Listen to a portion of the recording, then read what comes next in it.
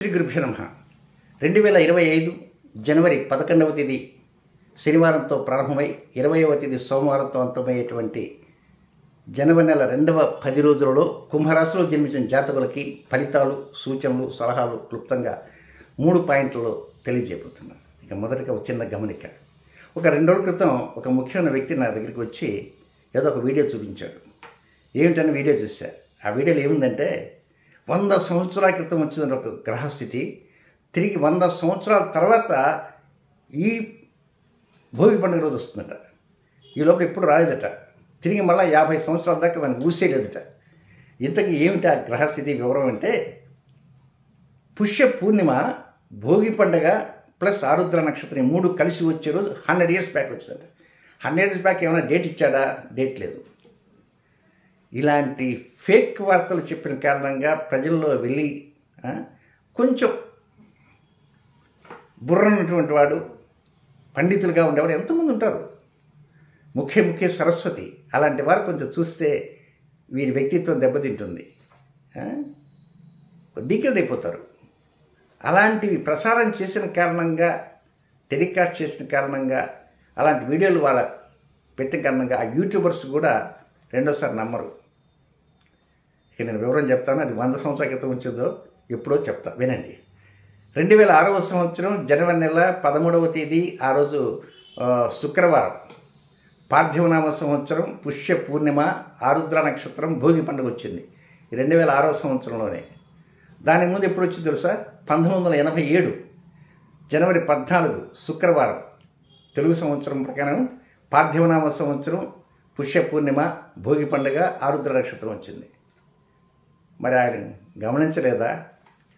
ఆయన గత పంచాంగం మీద కమాండింగ్ లేదా?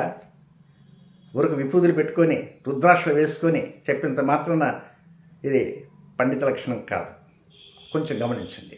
ఇక రెండవది, జనవరి 14వ తేదీ ఉదయం 8:55 ఖచ్చితంగా 8:55 AM భారత కాలమాన ప్రకారం మకర సంక్రమణ పుణ్యపురుషుడు అంటే జగద్రక్షకుని శ్రీ సూర్య భగవానుడు మకర రాశిలోకి ప్రవేశం చేయడంతో ఉత్తరాయణ పుణ్యకాలం ప్రారంభమై సాయంత్రం సూర్యుడు అస్తమించే వరకు ఉంటుంది. ఈ 8:55 ఖచ్చితంగా ప్రవేశాన్ని టెలిస్కోప్స్లో చూడవచ్చును. అలా కాదటండి, టీటీడీ పంచాంగము, శ్రీశైల పంచాంగ సమయాలు వేరుగా ఉన్నాయి. మేము వీఆర్ ఛాలెంజింగ్, మేము ప్రూవ్ చేస్తాం. టెలిస్కోప్స్లో ఏమైనా ప్రూవ్ చేయగలరా? They don't have the right to prove. ఇలాంటి కార్యక్రమాలు చేసేటప్పుడు, పంచాంగం రాసేటప్పుడు కొంచెం జాగ్రత్తగా ఆలోచన చేసి చేయాల్సిన అవసరం ఎంతైనా ఉంది. నరేంద్ర మోడీ గారు ఉజ్జయినిలో ఒక వాల్ క్లాక్ పెట్టారు, టవర్ క్లాక్. అది ఖచ్చితంగా ఖగోళంలో ఉండేటువంటి గ్రహ సంచార స్థితులను ఖచ్చితంగా చూపిస్తుంటుంది. ఆ డిజిటల్లో ఋతువు ఎన్ని గంటలకు స్టార్ట్ అవుతుంది, ఏ నక్షత్రం జరుగుతుంది, ఏ రాశిలోకి ఏ గ్రహం ఎప్పుడు ఎన్ని గంటలకు వెళ్తున్నది అనేది యాజ్ పర్ సైంటిఫిక్గా ఉంటుంది.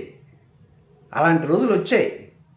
ఎక్కడో కొన్ని కోట్ల మైళ్ళ దూరంలో ఉన్నటువంటి దాన్ని మనం ప్రత్యక్షంగా లైవ్లో చూడగలుగుతున్నాం. ఇలాంటి పనికిమాలిన ముష్టి పంచాంగాలు వచ్చి ప్రజలను నాశనం చేస్తున్నాయి. దీన్ని నమ్ముకునే ఉన్నటువంటి ప్రజలు కూడా ఇబ్బందులు పడుతున్నారు. మరి ఏ నక్షత్రంలో జన్మించారో, ఏ రాశిలో జన్మించారో కూడా అర్థం కాని రీతిలో పంచాంగాలు ఉన్నాయి. అందుకే ఆ పంచాంగాలకి భారత ప్రభుత్వ ఆమోద ముద్ర లేదు. కనుక కొంచెం ఆలోచన చేయండి. 8:55 ప్రత్యక్షంగా టెలిస్కోప్స్లో చూడవచ్చును.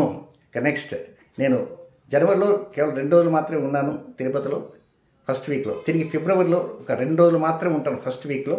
కనుక మొన్న కొంతమందికి అవైలబిలిటీ కాలేకపోయింది, కనుక అవకాశం లేకుండా పోయింది. కనుక అలాంటి వారు తిరిగి మళ్ళా ఫిబ్రవరి మొదటి వారంలో 2 రోజులు ఉంటా కనుక ప్రయత్నం చేసుకోవచ్చు. నెంబర్ 9348632385. ఇక ఫలితాలకు వెళ్దాం. కుంభరాశిలో జన్మించిన జాతకులకి మొదటి పాయింట్ ఏమిటంటే, 11వ తేదీ ఉదయం దగ్గర నుంచి 14వ తేదీ వేకుంజామున 4:20 వరకు ఉన్నటువంటి సమయం అంతా కూడా కొంచెం ఆరోగ్యంలో, ఉద్యోగంలోనూ, వృత్తిలోనూ, వ్యాపారంలోనూ, సంతానంలోనూ. కేవలం 11వ తేదీ వృత్తి, వ్యాపార, విద్య, ఉద్యోగ, ఆరోగ్య, వాహన, గృహస్థానాలు. ఇక 12వ తేదీ 13వ తేదీ మాత్రం సంతాన విషయాల మీద ఎక్కువ శ్రద్ధ ఉంచాలి. అంతే. కొంచెం ఏదైనా కొంచెం మనసుకి ఏదో కష్టంగా ఉన్నట్టుగా అనిపిస్తున్నట్టుగా ఉంటుంది, కానీ దాన్ని పెద్ద సీరియస్గా తీసుకోవాల్సిన అవసరం లేదు. కొంచెం వారి వారి ఆరోగ్యాలు, వారి వారి విద్యాస్థానాలు, వారి ఉద్యోగ స్థానాలు, వారి యాక్టివిటీస్ ఏమిటి, ఎలా ఉన్నాయి ఏమిటి అనే దాని మీద 12వ తేదీ 13వ తేదీ కొద్దిగా దృష్టి సారించడానికి ప్రయత్నం చేయండి. ఇక నెక్స్ట్ రెండవ పాయింట్, 14వ తేదీ వేకుందన 4:20 ప్రారంభమై 18వ తేదీ రాత్రి 9:29 వరకు ఉన్న సమయం అంతా అదంతా చక్కగా పండగ వాతావరణంలో సంక్రాంతి, కనుమ పండుగ, ముక్కనమ ఇంకా బ్రహ్మాండంగా అనుకూలంగా ఉంటుంది. ఎవరెవరికి అనుకూలంగా, అందరికీ అనుకూలంగా ఉంటుంది. దంపతులకు అనుకూలంగా ఉంటుంది, వ్యాపార భాగస్వాములకి, ప్రేమికులకి, ఇంటిల్లపాదికి అనుకూలంగా ఉంటుంది. అనారోగ్యంతో ఉండేవారికి కూడా కొంచెం తీపి వార్తలు వస్తుంటాయి. రుణభారం తగ్గించుకునే అవకాశాలు వస్తుంటాయి. రుణభారం తగ్గిన అవకాశం వస్తే జూతంలో లాభం వస్తే మాత్రం అనుకోకండి.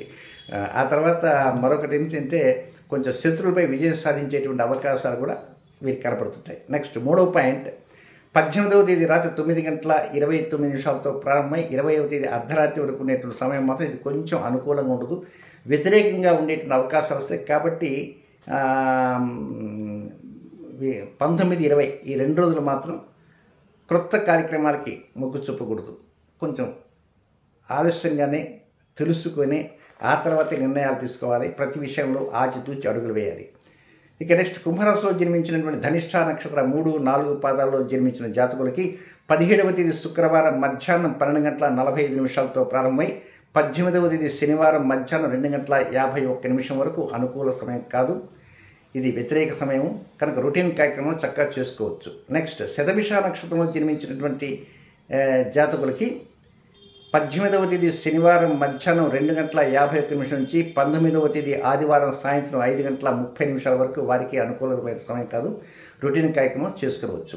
ఇక పూర్వభాద్ర నక్షత్రంలో జన్మించినటువంటి 1, 2, 3 పాదాలు జన్మించిన కుంభరాశి జాతకులకి 19వ తేదీ ఆదివారం సాయంత్రం 5:30 నుంచి 20వ తేదీ సోమవారం రాత్రి 8:30 వరకు అనుకూలమైన సమయం కాదు, రొటీన్ కార్యక్రమం మాత్రం చక్కగా చేసుకోవచ్చు. ఏదేమైనా పండగ వాతావరణం చాలా ఆనందంగా చక్కగా జరుపుకుంటారు. జూద సంబంధమైనటువంటి క్రీడలకు కొంచెం దూరంగా ఉంటే మరింత మంచిదని గ్రహించడానికి ప్రయత్నం చేయండి.